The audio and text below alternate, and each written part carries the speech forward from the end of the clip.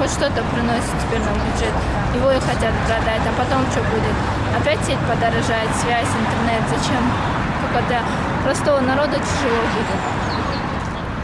Мамлекетте болса бюджетке да жақсы түшөт, элге да жақсы да. Сіздің ойыңыз бойынша Мегаком сатыш керек пе, сатпаш керек пе?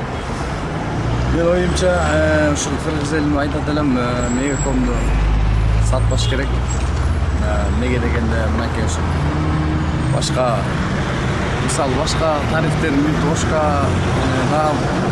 Билайым бар, Казакстандыкы, тияктуу, Кыргызстандык ушул бир Мегаком.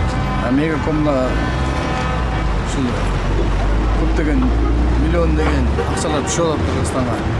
Аны сатып жиберсе, ушул туура эмес деп ойлойм. Ошон үчүн сатпаган туура деп ойлойм да. Баш керек. Если ошо сата турган болсо эртең Кыргызстан жерлери сатат.